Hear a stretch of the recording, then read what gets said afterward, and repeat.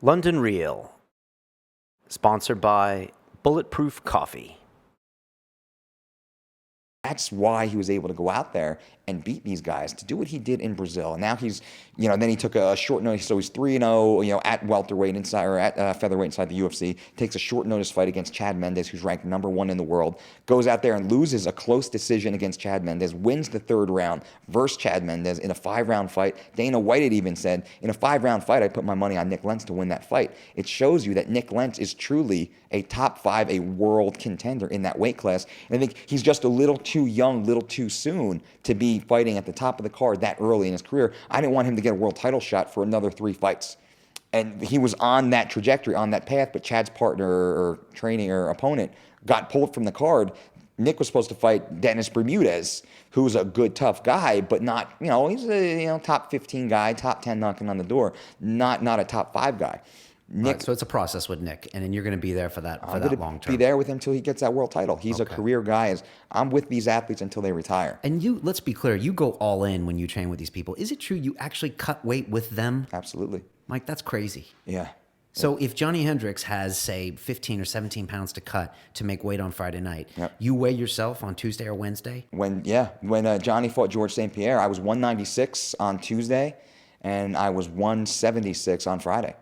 And the only reason I didn't touch down at 170 like Johnny is because I had to keep my wits about me and make sure I was strong enough to get him through the weight cut. Johnny was 194, so he was 2 pounds lighter than me. We stepped on the scale on that Tuesday, 194 down to 170 for the championship weight. Everything my athlete eats, I eat. Anytime they train, I train. Anytime they sweat, I sweat. I do everything my athlete does to be with them, to not leave them, to share the pain and the sacrifice with them so they're not alone. And if that sacrifice that I make helps them 0.5%, a minuscule percentage of their ability to just perform in the UFC, that's what it takes to win. I mean, because cutting weight is a lonely business, right? It's lonely, man, and I've done it. And good or not, I've run these tests on myself of cutting weight. I cut from I was living at Dwayne Ludwig's house back when I was fighting. I was fighting for a title, the ISKA title. I forget the name at this point, welterweight title in Colorado. Living at Dwayne's house, and he had family obligations that were scheduled months in advance on weigh-in day.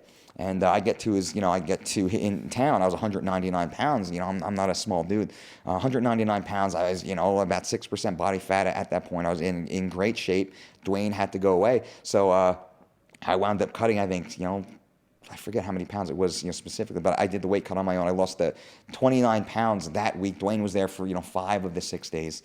And I did that last weight cut on my own. It's very, very lonely, to the point that I was, half hallucinating at the end but I know the process, just because I was able to bring myself, to that fine line of healthy and unhealthy. I don't want to, say death, but bring myself down to that very fine line, because I've experienced it. I've been there. I know how it feels, and I don't want my athlete to feel that. I don't want them to be alone. And it drives me nuts. And I've spoken about this before, that lots of other teams, lots of other coaches will tell the athlete what to do. It's not being a pussy, a man up, and you can't eat that. And they'll go out, they'll order pizzas. They'll have pizzas and barbecue wings and burgers. Order room service to the room when the athlete's laying in bed fight week, just suffering, sucking up, dying. Not my athletes, but other teams, other athletes. And you got this big fat coach or these training partners that are, wish you could have some of this. Right, in Vegas, probably partying a little bit, all that. Absolutely. Just sends really bad vibes. It's terrible vibes, and that will take away from the athlete's performance, even if it's a fraction of a percent.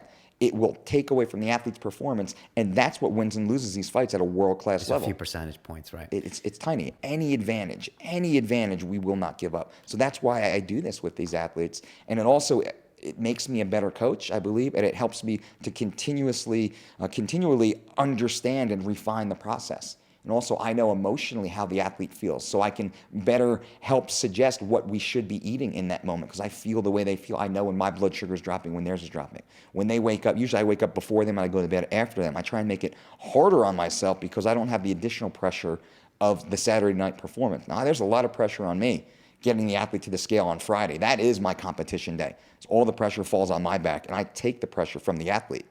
They don't worry about things. I worry about the weight. I worry about everything. You don't worry about anything. The only thing I want you to focus on is performance.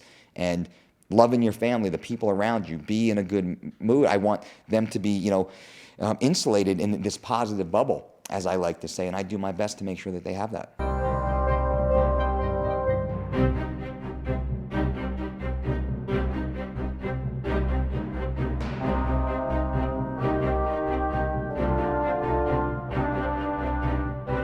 This week on London Real, we have astrophysicist Neil deGrasse Tyson.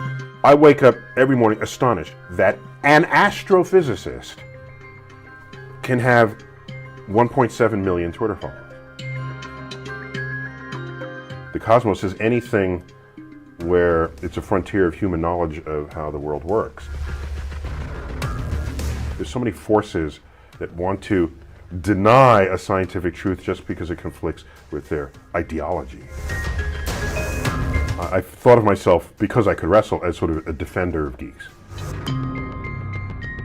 There is no teacher in any time in my life, from kindergarten through 12th grade and beyond, who ever would have said, he'll go far.